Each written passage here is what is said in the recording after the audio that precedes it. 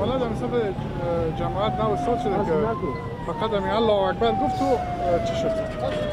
یک انفجار شد. بعد از اون انفجار دوم شد چند دقیقه بعد.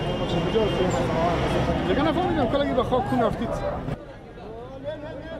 دشمن یهود است یهود. دور از خواهد. جمع توش بسیار